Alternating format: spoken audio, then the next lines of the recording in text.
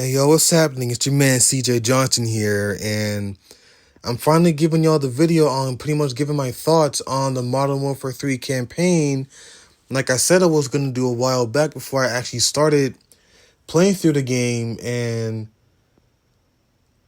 I don't know what to really fully say or how to start this off, but it's like, I can kind of understand as to why from the very few little reviews that I did see of the game before I officially did get it, as to why, at least campaign-wise, why it did get such a low score and why it feels like... Well, I don't know if I'm entirely seeing the exact same thing, but what I can say is that just straight up when it does come to the campaign, it's like okay, so like when it came to to the story, for example, I didn't necessarily hate the story because it's like going back to the OG roots of like the OG Modern Warfare 3 from back then when we had to deal with Makarov, even though we technically dealt with him in the OG Modern Warfare 2 pretty much, but then there was also General Shepard, and then in the last Modern Warfare 2 that we got in 2022, we still had to deal...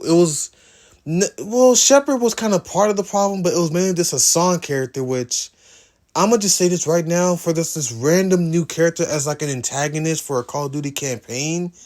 I haven't played all of the Call of Duty campaigns, and some of them I haven't even finished yet, but that Hassan character was actually a pretty interesting villain to have to deal with, basically. And I definitely do love the fact how even in the last Modern Warfare game we did get, how even though we're pretty much fighting like the same person most likely, we was almost doing it from two different perspectives. So we had one perspective dealing with Soap, Ghost, Alejandro, and then Rodolfo, I think that other guy name was. And then we had the other side was mainly like Captain Price and Gaz. And then there was that one mission where we got Farah and Nikolai back. So yeah, that was all interesting. But anyways, coming back to MWIII here for 2023...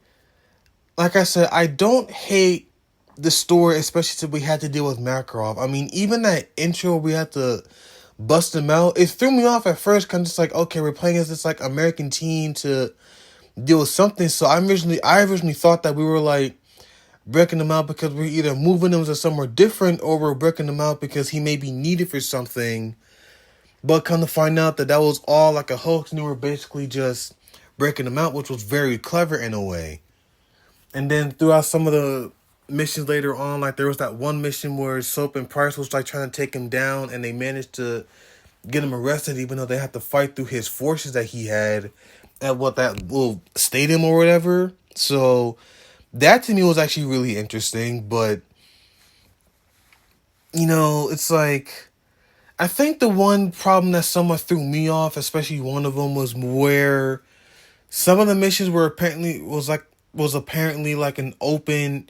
They called it like an open mission, I think, where you pretty much got like the freedom to do what you wanted to do and how you wanted to finish the mission off, instead of just being something like straightforward, basically, like how every Call of Duty game was done before. And I personally feel like they did this in a way because... I think because of how popular Warzone has become since we got it in Modern Warfare 2019, way back when we got that reboot. And technically it was slightly earlier because we had Blackout when Black Ops 4 came out the year prior in 2018, but that was something almost completely different. Nearly the same, but almost different. And that's what kicked off the whole Battle Royale side for the Call of Duty franchise. But anyways, I really do think that's why they did that. And I'm not mad at that personally, but it's more the fact that it still don't hit the same when it comes to traditional, like going through the campaign via Call of Duty, because it's just basically just a straight shot with objectives. It's not something where it felt like I'm playing an open world game or something like that. So I feel like, at least for me personally, I don't know who else will agree with this, but me personally, it's the way how half the mission was like this little open world sort of mission sort of thing where it felt like a war zone. Or it pretty much felt like Warzone, but there's obviously an objective to it, and then some of it was straightforward and everything. Because what I do like is how, we did get Farah back in this game, because in the last game, kind of how I mentioned it, she only kind of came back for just one mission. Same with Nikolai. They only showed up for just that one mission, and then that was it. Which kind of sucks, because even in the OG Modern Warfare we got in 2019 in that reboot, as a brand new character to pretty much the franchise, she was an amazing character and a strong fighter. When we had to deal with, well, technically her brother was like kind of being neutral, but he did things in a completely different way. But then there was that one, I can't remember what that guy's name is, but there was that dude. But yeah, I do like the fact that Far and then they come back, but then when it came to Alex, that completely threw me off, because it looked like that he died and that he was nowhere to be found in the next game that we got for the Modern Warfare reboot. Like, so we all assumed, because he basically sacrificed himself, but now he's alive and he's kicking, but he's missing part of like half of his, I think it was like his left leg, like half his left leg gone. So that is what really threw me off. And then I will say the same thing about Graves, but the way how that one mission ended in 2022's Modern Warfare 2, it's something just told me that, yeah, he was coming back. And you know what that just reminded me of too?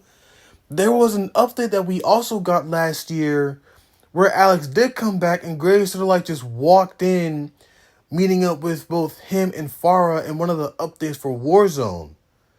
So even then there was a part of me that was like, okay, yeah.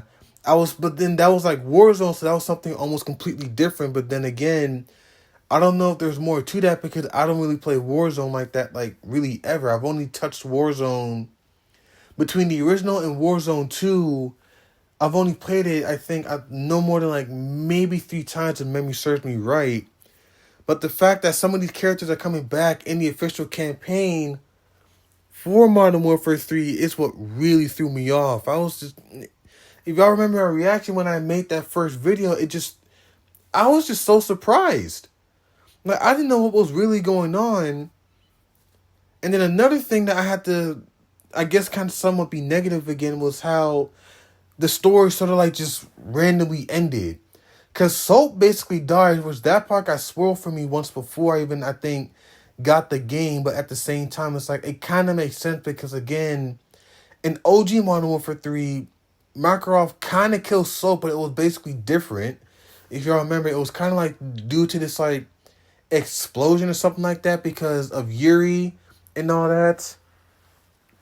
Excuse me, and all that. So there was that, but this one is more like he's basically like trying to fight and take care of a bomb. Kind of got shot twice. Once kind of like near, I think it was somewhere up on his upper body, till he later got shot in the head right in front of us. Until like Gaz and Ghost and the rest pretty much came back, and then it's him, Price, and Ghost.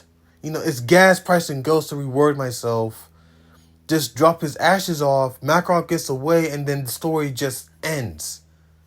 Like, that to me just completely just threw me off as to how it ended. So I'm just thinking to myself, like, so I don't know if Makarov actually did end up getting killed, or is there going to be another Modern Warfare game that's going to somewhat continue that story and we are going to finish him off. But yeah, it's one of those like little things that I'm just noticing, to where I can understand why not everybody was so crazy about this campaign, because the way how the story was, some of the characters were coming back, and it's like, it kind of threw me off, like I said, like Graves and Alex, to give a couple examples. And then the way how the story just randomly ended and how they did some of the missions, yeah, it was just all over the place with this one. So yeah, I didn't want to make this like incredibly too long, but yeah, those are like kind of like my little, I guess, quick thoughts on the MWIII campaign. I did say I was actually going to do something with the zombies mode, because apparently that one was extremely different, so I'll probably deal with that sometime soon. But yeah, hope you guys enjoyed this, and I'll see you guys around.